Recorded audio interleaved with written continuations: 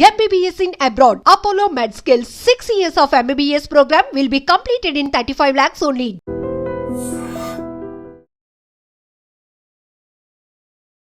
Welcome to I dream. నేను లుంబిని బూచల. డబ్బులు సంపాదించడం మాత్రమే కాదు, ఎలా ప్రాపర్గా ఛానలైజ్ చేయాలి అండ్ ఎప్పుడు ఎక్కడ ఎలా ఇన్వెస్ట్ చేయాలనేది ఇప్పుడు that's the need of the hour అని చెప్పాలి కదా.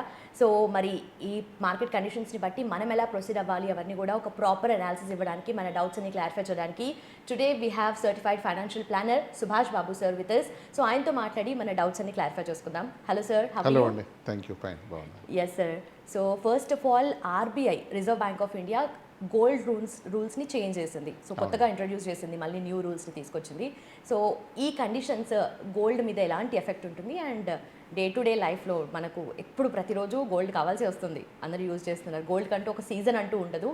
సో మనని ఎలా ఎఫెక్ట్ చేస్తుంది అంటారు? Okay, so RBI gold loans మార్చిన fact, it's a fact. About few months back they have tweak the guidelines for loans. ఎప్పటి నుంచో gold has been one of the tools which people use to take loan. Secured loans కింద gold తాకట్టు పెట్టి banks నుంచి కానీ loan తీసుకుని జరుగుతుంది ఎప్పటి నుంచో.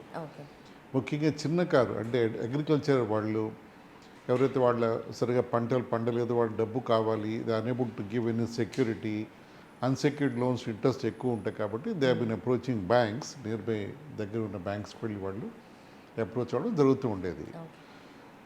ఈ మధ్య గోల్డ్ ప్రైసెస్ చాలా ఎక్కువగా పెరిగిపోయింది ఇంటర్నేషనల్గా. దానికి కారణాలు చాలా ఉన్నాయి, అది మనం తర్వాత డిస్కస్ చేసుకుందాం. దాదాపు ₹1,00,000 వరకు వెళ్ళిపోయింది gold prices for 24 carrot 10 gram gold అది. సో ఇలా అయినప్పుడు కొంచెం ట్రాన్స్పరెన్సీ కానీ లేకపోతే comfort to borrowers and also lenders రెండు కూడా కొంచెం కాంప్రమైజ్ అవుతుందని, డైల్యూట్ అవుతుందని ఆర్బీఐ గట్టిగా నమ్మినట్టు ఉంది. మోస్ట్ ప్రాబబ్లీ నా అసెస్మెంట్లో they came with set of rules, guidelines. First and foremost is loan to value ratio, LTV అంటారు దాన్ని. అంటే అసెట్ పెట్టినప్పుడు దానికి ఎగేస్తే ఎంత లోన్ తీసుకోవచ్చు అనేది ఇంతకుముందు దాదాపు 80-85% వరకు ఇచ్చేవారు 2.5 lakh లోన్స్కి. ఇప్పుడు దాన్ని 75% దాకా చేస్తారు. అంటే beyond 75% you can't, they will not lend against any gold object. అంటే ₹100 కానీ గోల్డ్ పెడితే అప్ టు ₹75 వరకు లోన్ తీసుకోవచ్చు బారోవర్. అది కూడా బారోవర్ పేయింగ్ కెపాసిటీ ప్రూవ్ చేయాలి, రీపేయింగ్ కెపాసిటీ కూడా చూపించాలి. ఎందుకంటే క్యాజువల్గా తీసేసుకుని తర్వాత అలా కాకుండా they would like to ensure that this money is being well spent. So ఇప్పుడు మాక్సిమం వచ్చేసి 75%. కరెక్ట్, మ్యాక్సిమం 75% ఎల్టీవీ అంటారు దాన్ని. తర్వాత ఇంకొక ఇంపార్టెంట్ పార్ట్ అంటే వాల్యుయేషన్ అండ్ ఓనర్షిప్. ఇది కొత్తగా క్లాస్ తెచ్చారు యాక్చువల్గా.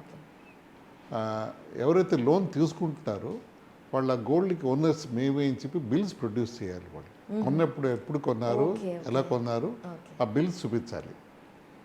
ఒకవేళ చాలామంది బిల్స్ పెట్టుకోలేకపోవచ్చు, లేకపోతే వాళ్ళ పేరెంట్స్ నుంచో అక్కడి నుంచో వచ్చి ఉండొచ్చు అని భావిద్దాం మనం. అలాంటి కేసెస్లో ఒక డిక్లరేషన్ ఇవ్వాలి.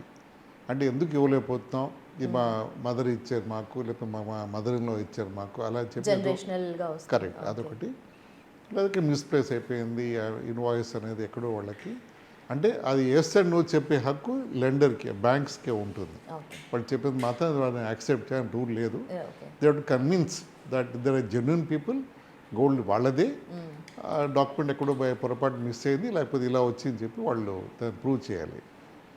ఇక్కడ లెండర్ అంటే బ్యాంక్ కూడా ఒక బాధ్యత ఉంది. They have to check the purity of the gold. Purity వాళ్ళు ఒక అంటే ఆథరైజ్డ్ సర్టిఫైడ్ వాళ్ళు వాల్యూవర్స్ ఉంటారు, వాల్యుయేషన్స్ వచ్చేవాళ్ళు ప్యూరిటీని అక్కడికి ఇచ్చి బ్యాంక్ వాళ్ళ చేత చేయించి వాల్యుయేషన్ సర్టిఫికెట్ బారోవర్కి ఇస్తుంది. అంటే ఎవరైతే అప్పు తీసుకుందాం అనుకుంటున్నారో వీడు ఇచ్చిన గోల్డ్ని వాళ్ళు బ్యాంక్ వాళ్ళు టెస్ట్ చేయించి, నువ్వు ఇచ్చిన గోల్డ్ ఏదో 18 క్యారెట్, 20 క్యారెట్, 22 క్యారెట్స్ అని చెప్పి వాళ్ళు ఆ సర్టిఫికెట్ ఇవ్వడం జరుగుతుంది. ఇవన్నీ ఎందుకు చేస్తుంది ఆర్బీఐ అంటే దీంట్లో చాలా చాలా ఇంతకుముందు డైల్యూషన్స్ అండ్ కాంప్లికేషన్స్ వచ్చాయి ఇంతకుముందు వరకు దీంట్లో. తర్వాత ఇందా మనం అనుకున్నట్టు అప్ టు 75% ఆఫ్ వాల్యూ ఉన్నాం, అది 22 క్యారెట్ కిందే పరిగణిస్తారు. మనం 18 క్యారెట్ గోల్డ్ ఇచ్చినా కూడా 22 క్యారెట్ దాన్ని కన్వర్ట్ చేసి దాని వాల్యూని, అంటే దాని వెయిట్ని, వాల్యూని దాని అగేన్స్ట్గా 75% ఇస్తారు. అంటే అది ఇంపార్టెంట్ అది. అండ్ ఇచ్చిన గోల్డ్కి ఎంతైనా వాల్యూ ఇచ్చారు. అది 22 క్యారెట్ వాల్యూ ఇంత ఉంది, దాన్ని 18 క్యారెట్ అయితే ఇంత అవుతుంది అని చెప్పి కన్వర్ట్ చేసి దానికి అగేన్స్ట్గా ఇస్తారు తప్ప they not be going forward with the complete ఇది. 18 క్యారెట్ ఇస్తే మనకు 22 క్యారెట్స్ కదా కొంచెం వాల్యూ తగ్గుతుంది. వాల్యూ తగ్గుతుంది.